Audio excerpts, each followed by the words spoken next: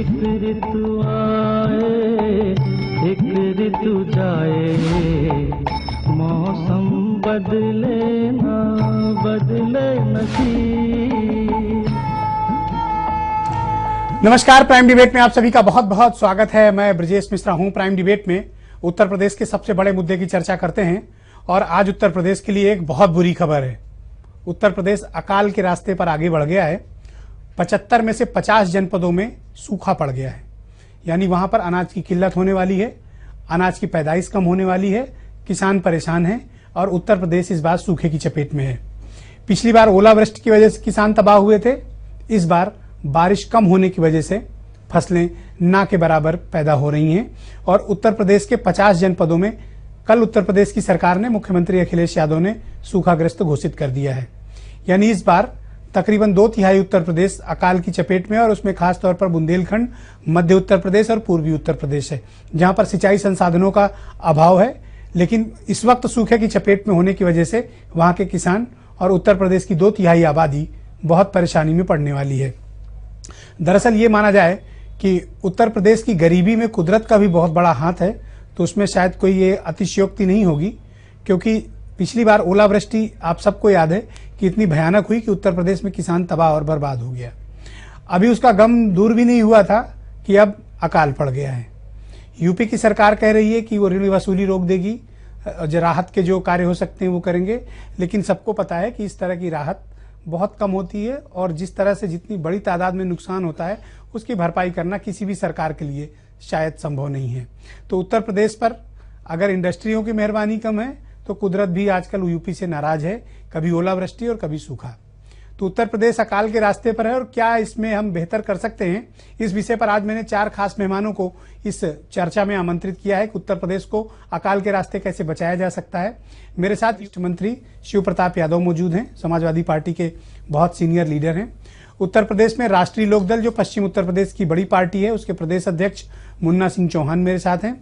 उत्तर प्रदेश के बहुत जाने माने पत्रकार, कवि, लेखक और भारतीय जनता पार्टी के एमएलसी और बहुत सीनियर लीडर, और यूपी सरकार में जब बीजेपी की थी तब मंत्री भी थे, हृदय नारायण दीक्षित। बहुत स्वागत है आपका। और मेरे साथ मशहूर कृषि मामलों के एक्सपर्ट और उत्तर प्रदेश में राज्य योजना आयोग के सदस्य प्रोफेसर सुधीर पंवार विशेष तौर पर जुड़े हुए हैं। उनसे भी हम चर्चा करेंगे कि उत्तर प्रदेश को अकाल के रास्ते से कैसे निकाला जा सकता है। शिव प्रताप यादव, सबसे पहले तो मैं आपसे जानना चाहूंगा कि 50 जनपद सूखाग्रस्त घोषित हो गए हैं, अकाल पड़ गया है उत्तर प्रदेश में, आपकी तैयारी क्या है? देखिए, इसलिए माननीय मुख्यमंत्री जी ने, हमारी सरकार ने टाइमली जो है सूखाग्रस्त घोषित किया है 50 जिलों को। और सबसे पहले तो जो कृषि से संबंधित जितने भी लोन हैं या देय हैं, चाहे भू राजस्व हों, सबको स्थगित कर दिया गया वसूली। और फसल का जो है जो मुआवजा भी दिया जाएगा, जो फसलें नष्ट हुई हैं कि किस टाइप के, जैसे गन्ना या धान है या दलहन है, जिस टाइप के फसल हैं उनका अलग अलग जो है वो आकलन करके और मुआवजा दिया जाएगा। और कार्य योजना भी बनाया जाएगा जिससे जो हमारे कृषि से जुड़े हुए जो श्रमिक हैं या जो छोटे किसान हैं वो उसमें काम करके और मजदूरी पाकर और अपने बच्चों का पेट पाल सके। तो इसी प्रकार जो है एपीएल, ये भी विचार चल रहा है कि एपीएल जो कार्ड होल्डर है उनका जो उनको जो राशन मिलता है उसको बढ़ा दिया जाए, मात्रा बढ़ा दिया जाए। इस तरीके से कई मेजर्स इतने प्रयास काफी हैं? नहीं, कई मेजर्स हैं जो मतलब अभी सरकार विचार कर रही है और क्या किया जा सकता है। जैसे छात्रों का फीस भी उत्तर प्रदेश से क्या कुदरत भी नाराज है? ये हो क्या रहा है प्रदेश में? मिश्रा जी, ईटीवी और आपको मैं बधाई देना चाहता हूं कि आपने जो जिक्र किया, 2 नहीं 3 फसलें, पिछली बार धान हुदहुद से गया था, फिर अतिवृष्टि और ओलावृष्टि से गेहूं की फसल गई और अब सूखे से गई। और ये मुहावरा बहुत सटीक है, हुजूर आते आते बहुत देर की थी। हम लोगों ने राजभवन जाकर के और मुख्यमंत्री से गुहार लगाया था। आज धान कट गया, गेहूं की बुआई शुरू हो गई, कैसा आकलन? वही नाटक होगा जो पिछली बार लेखपाल, तहसीलदार, एसडीएम ने किया था। अब कौन सा आकलन करोगे? गेहूं की बुआई 15 नवंबर से 30 नवंबर की मस्ट है, उसके बाद 15 नवंबर से 15 दिसंबर, उसके बाद तो पछेती बुआई हो जाती है। और सबसे बड़ी बात है कि आपने जो कहा, पिछली बार इन्होंने माना था 84 लाख हेक्टेयर फसल प्रभावित हुई, और उत्तर प्रदेश सरकार ने 2,09,000 करोड़ जो है स्वीकृत किया था, और बांटा इन्होंने 2,04,000 करोड़। जो स्वीकृत किया वो भी नहीं बटा। और बीजेपी ने कहा, केंद्र सरकार ने कहा कि हमने 2800 करोड़ दे दिया, 2,08,000 करोड़। तो कहां गया पैसा? पिछला भी नहीं बटा है, और अब तो ऐसा है कि मिश्रा जी किसका आकलन करोगे? फिर आप भ्रष्टाचार करोगे। दूसरा, आपने स्वयं कहा कि क्या राहत काफी है? आपने कर्ज अदायगी स्थगित कर दिया, अब ब्याज उसकी बढ़ती जाएगी, चक्रवृद्धि ब्याज हो जाएगी, किसान आत्महत्या करेगा। मुख्यमंत्री को चाहिए कि आप दो चीजें कर सकते हो, एक तो कोऑपरेटिव बैंक का कर्जा माफ कर दो, और किसानों का जो ब्याज है वो माफ कर दो। आपने मिल मालिकों का 490 करोड़ रुपया जो किसानों का बनता था वो तो माफ कर दिया एक झटके में। तो आप जब दैवीय आपदा 40 जिलों में मान रहे हो, 50 जिलों में, इसीलिए आप जैसे लोगों को आमंत्रित किया है ताकि इसके सुझाव क्या हो सकते हैं वो मुख्यमंत्री तक पहुंचे। तो देखिए, हम मिश्रा जी आपके माध्यम देखिए, अभी देखिए माननीय मुख्यमंत्री जी से यही आपके माध्यम से, आपके चैनल के माध्यम से, ईटीवी के माध्यम से, मिश्रा जी आपके माध्यम से कोऑपरेटिव का कर्जा माफ कर सकते हैं। दूसरी बात, बिजली का बिल माफ कर सकते ओके, ब्याज माफ कर सकते ओके। अब मैं इस अगले पॉइंट पे आपके पास आऊंगा। हृदय नारायण दीक्षित, आप तो खुद भी किसान हैं, बहुत आप तो पढ़े लिखे व्यक्ति हैं, और आपकी तो कृषि के मामलों में भी बड़ी दिलचस्पी रही है। ये अकाल जैसी समस्याएं आती हैं तो इनसे निपटने के हमारे पास इंतजाम कितने हैं? क्या वो काफी हैं? और जिस तरह के रेमेडीज सरकार उपलब्ध कराती हैं, क्या ये पर्याप्त है? उत्तर प्रदेश की सरकार ने राज्य के भीषण सूखा को देखते हुए बहुत देर की है सूखाग्रस्त घोषित करने में। 2 महीना पहले, लगभग 2 महीना पहले, विधान परिषद की प्राकृतिक आपदा की समिति में राज्य के वरिष्ठ अधिकारियों ने स्वीकार किया था कि उत्तर प्रदेश में सूखे के हालात हैं, और दस्तावेजी प्रपत्र बांटे गए थे हम लोगों के लिए जी। और जिन जिलों की सूची अब कल माननीय मुख्यमंत्री के द्वारा जारी हुई है, ये 1.5-2 महीना पहले ही उत्तर प्रदेश की सरकार के पास ऐसे आंकड़े थे, तथ्य थे। अधिकांश जिलों में वर्षा नहीं हुई, अवर्षण की स्थिति है। पूरा उत्तर प्रदेश अकाल के मुहाने पर खड़ा है। ये उत्तर प्रदेश सरकार को जानकारी थी, लेकिन सरकार ने संवेदनहीनता का परिचय दिया।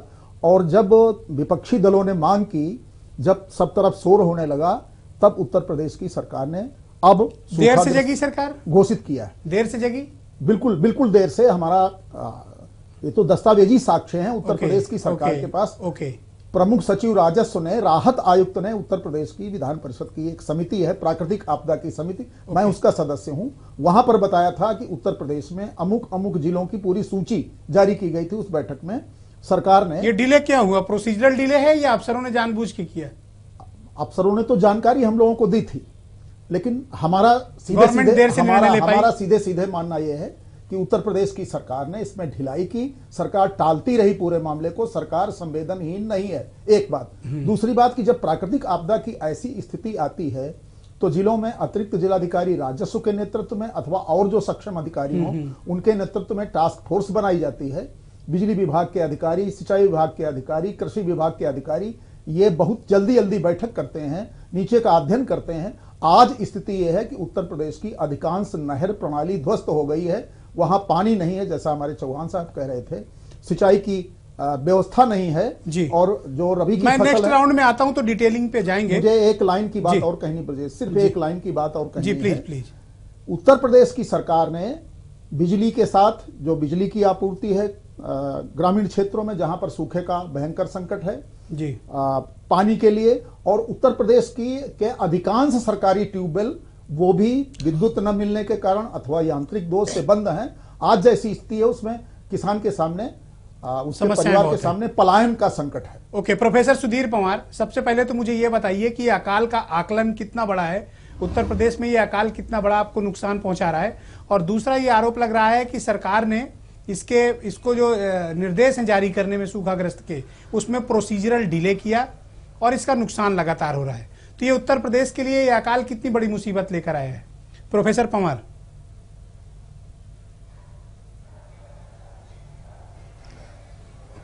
नहीं, यदि हम ये देखें कि हमारा जो सिस्टम है, जो आपदा राहत कोष है, एनडीआरएफ और एसडीआरएफ, वो आपदा के लिए है, लेकिन दुर्भाग्यवश जो आपदा परमानेंट हो रही, जैसा आपने अपने ओपनिंग उसमें कहा था कि ये तीसरा सेशन है, हमारी पिछली खरीफ की फसल बर्बाद हुई, रबी की फसल गई और अब ये खरीफ की फसल जो हमारी थी ये खत्म हो गया।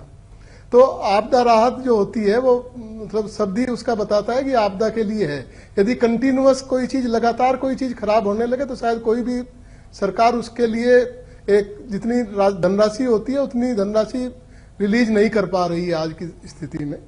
दूसरा जो अभी आपका था कि देरी किया, तो देरी इसमें एक स्वाभाविक इसलिए है कि कई पैरामीटर्स पे आपको इवेल्युएट करना होता है, कई पैरामीटर्स देखने होते हैं, क्रॉप कटिंग भी उसमें से एक है। हेलो हेलो हेलो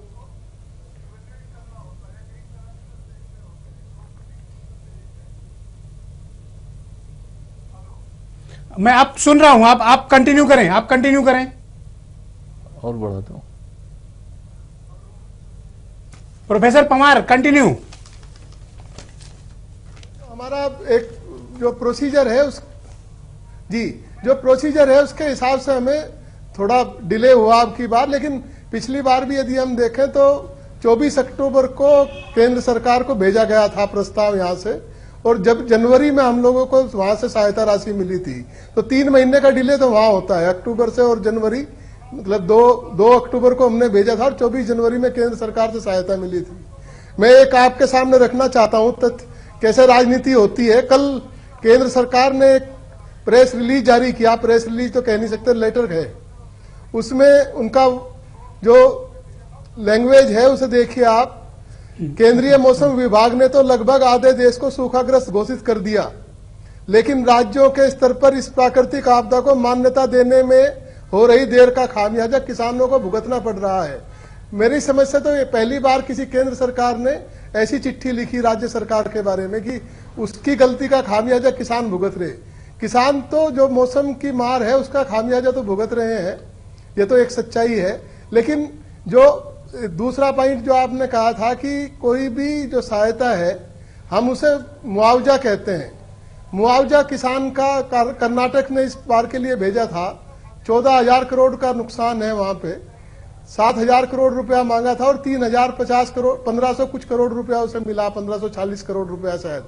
तो जो नुकसान है उसका 10% भी किसान के पास उस चैनल से नहीं पहुंच पाता जिसमें हम कहते हैं कि हम उसका भरपाई करेंगे।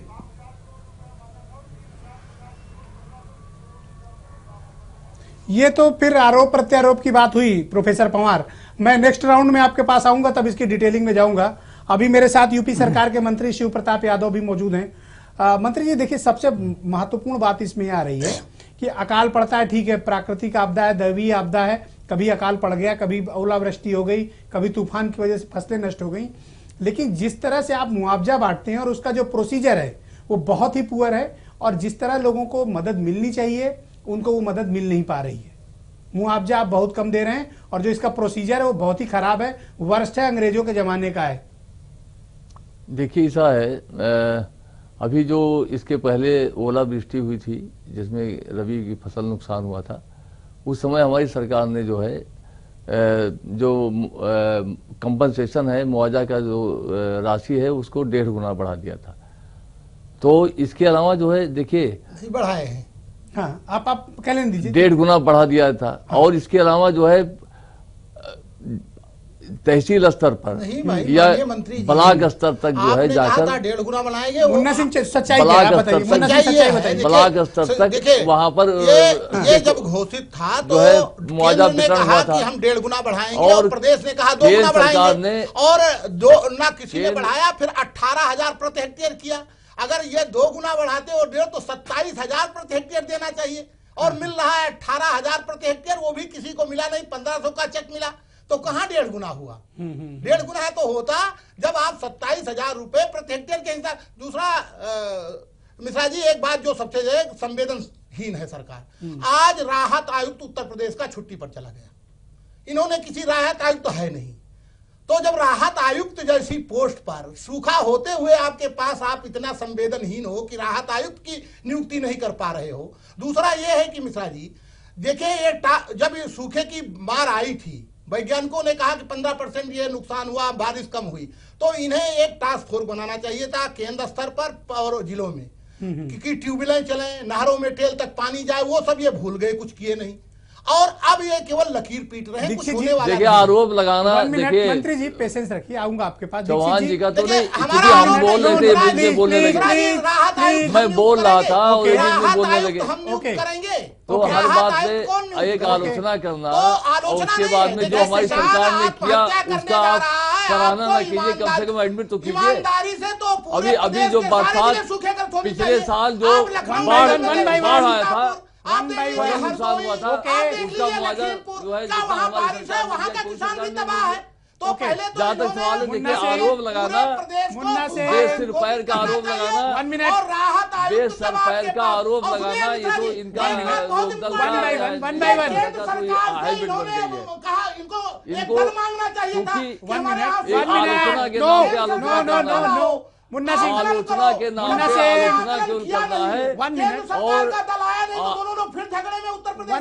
वन मिनट देखिए कहाँ सुखक बात आ रही, कहाँ मंत्री जी शांत मुसलमान हिंदू तो आप कह रहे हैं, क्योंकि आलोचना करना जो है, आलोचना समय बर्बाद कर रहे हैं। मुन्ना सिंह ओके, सरकार ने जो हमारी सरकार ने तो हम किसान की चाहे बाढ़ आया हो, चाहे ओलावृष्टि हो, जितना हमारी सरकार ने काम किया है, किसान की कोई बिरादरी नहीं होती, सरकार ने किया है, करता है किसान है। ओके मुन्ना सिंह आपको तो देखिए ऐसा है मंत्री जी, लोकदल को पहले तो ये देखिए ऐसा है, ये पैरासूट वाले किसान है, आप लोग ये किसानों के पैरासूट मुद्दे पे ऐसा वाले व्यवहार किसान कर रहे है, हैं, ऐसा आचरण ठीक ये नहीं। पैरासूट के नेता जो है, गलत बात नहीं कोई बात नहीं किया, आप कर रहे हैं, आप कर रहे हैं। लोकदल के पास कोई न कोई नीति है, न कोई सिद्धांत है। दीक्षित जी ओके केवल मुन्ना सिंह ओके दीक्षित जी, क्या ये किसानों का दुर्भाग्य है या सरकार में विल पावर की कमी है? असल में पहले तो यहाँ ज्यादा लड़ाई होने लगी। नहीं कोई बात नहीं, please continue, it's political talk, no issue at all, please continue. मुख्य बात यह है कि उत्तर प्रदेश की सरकार ने इस समस्या की ओर ध्यान नहीं दिया। उत्तर प्रदेश सरकार की प्राथमिकताएं दूसरी हैं। उत्तर प्रदेश सरकार 2000 केंद्र सरकार ने क्यों ध्यान दिया? मंत्री जी केंद्र सरकार ने कहा ध्यान दिया, सब्र कीजिए, ओके प्लीज कंटिन्यू। अपनी बारी पर हम लोग बोले तो ठीक रहेगा। हम बाढ़ आया था उसमें भी हम बाधा नहीं डालते। मंत्री जी आप बोल लीजिए, हम बाधा नहीं डालते, हम अपनी बारी बोले। मंत्री जी एक पैसा भी मुआवजा 1 मिनट ओके हो गया। अजी दीक्षित जी चालू करिए। मैं ये कह रहा हूं कि उत्तर प्रदेश सरकार को पहले से जानकारी थी। मेरे पास दस्तावेजी प्रमाण है, राहत आयुक्त से पूछ लीजिए। मुन्ना सिंह जी का कहना है कि वो छुट्टी पर चले गए हैं या गायब हो गए हैं। आप देख लीजिए कि दस्तावेजी प्रमाण है और अभी तक सूखाग्रस्त नहीं घोषित किया गया था, कल घोषित किया गया। एक बात। दूसरी बात कि जब प्राकृतिक आपदा की आपने घोषणा कर दी है तो गांव में किसान को, किसान के लोगों को, किसान परिवारों को मौके पर ही राहत मिले, इसके लिए कोई ऐसी योजनाएं जिनमें रोजगार सृजित हो। आप सड़क अतिरिक्त बनाना शुरू करिए, आप कोई वहीं पर सही, बिल्कुल सही कह रहे हैं, अवसर दीजिए तो लोगों को सुविधा होगी। मैं सुझाव दे रहा हूं। आप यहाँ आप बहस में भी संवेदनशील नहीं। आप सुन तो लीजिए, हम तो आपके फायदे की बात कर रहे हैं। प्लीज हम आपका विरोध नहीं कर रहे। Continue on camera. ओके, पहले कहा कि इसके लिए राहत आप सुनना नहीं चाहते हो मंत्री? अभी तक कोई योजना नहीं। मैं कह रहा हूं कि उत्तर प्रदेश सरकार के पास इस तरह की कोई योजना नहीं है। सूखा से निपटने के लिए, प्राकृतिक आपदा से जूझने के लिए कोई योजना नहीं। मैं फिर दोहरा रहा हूं, आप मित्र हैं हमारे और मंत्री हैं, मैं फिर दोहरा रहा हूं कि उत्तर प्रदेश के अधिकांश सरकारी ट्यूबवेल बंद हैं। अधिकारी बताते हैं कुछ यांत्रिक दोष से बंद हैं, कुछ बताते हैं बिजली नहीं मिलती। दूसरी बात यह है कि बिजली अगर गांव की तरफ जाए तो वहां पर जो निजी ट्यूबवेल हैं उनके माध्यम से बुआई हो सकती है, लेकिन बिजली आपके यहां नहीं जा रही है। अंतिम बात मैं ये कहना चाहता हूं कि जब पिछली बार आपने अभी राहत बांटी थी, जिसमें मुन्ना सिंह जी अभी आपत्ति कर रहे थे, 2/3 से ज्यादा गांव पड़े हुए हैं जहां पर एक भी व्यक्ति को, ब्रजेश जी, राहत नहीं मिली हुई। तो सरकार अपने आप अपनी पीठ थपथपाए तो ठीक है, लेकिन उत्तर प्रदेश में अकाल जैसी मैं प्रोफेसर पंवार के पास चलता हूं। प्रोफेसर, हमारी मांग ये होगी कि जो शेष जिले हैं उन्हें भी सूखाग्रस्त घोषित किया जाए। प्रोफेसर पंवार, इस अकाल से निपटने के लिए उत्तर प्रदेश सरकार की योजना आयोग की और एज ए एग्रीकल्चर एक्सपर्ट आपके पास क्या सुझाव है सरकार के लिए? प्रोफेसर पंवार।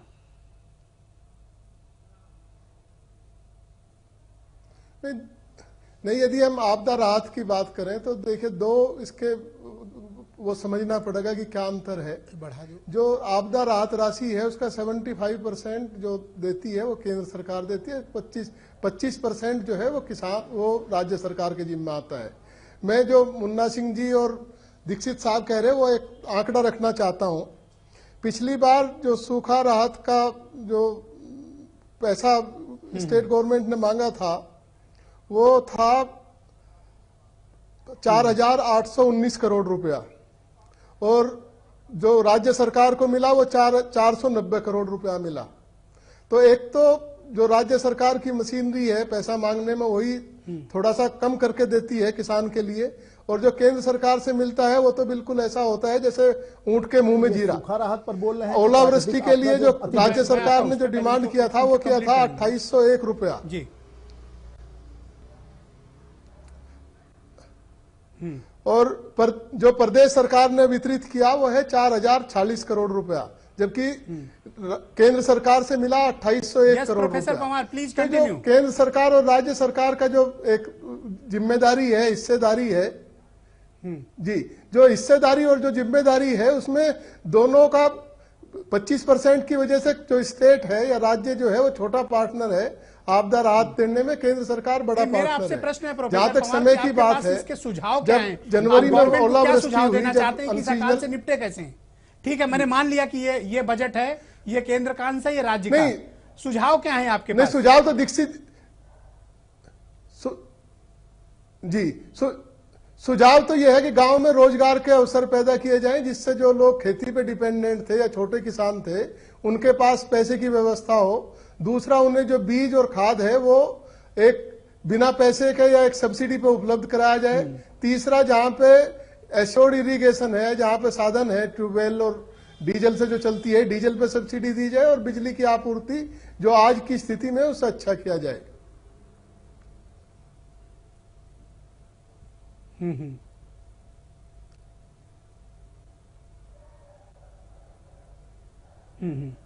ओके, ठीक है, मैं नेक्स्ट राउंड में आता हूं आपके पास। शिव प्रताप यादव, आप कह रहे थे कि सरकार ने बड़े इंतजाम किए हैं।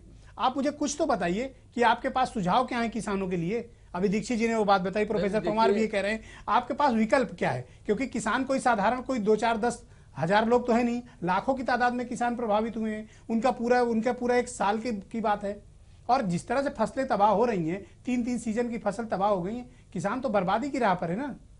देखिए, मुझे डर है कहीं सुसाइड न करें लोग।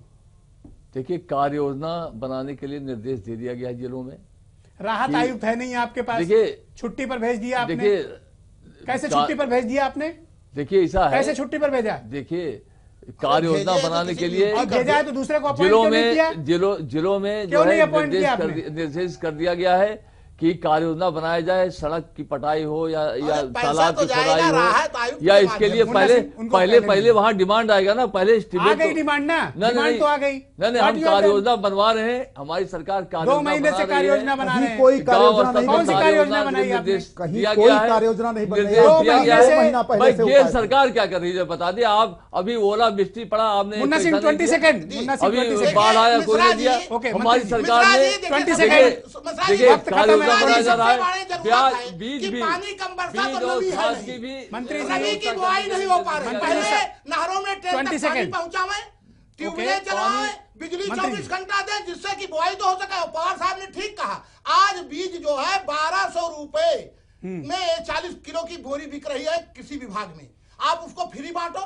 जब पिछली फसल खराब हो गई थी तो पहले बीज, खाद, बिजली, पानी चौहान जी आप चिंता मत कीजिए, नहीं बटेगा। कल सूखा अरे लूटने वाले हैं तो आज ही से पूरा देश लूट लिए, पूरा किसानों को बर्बाद कर दिए, किसानों को बर्बाद कर दिया।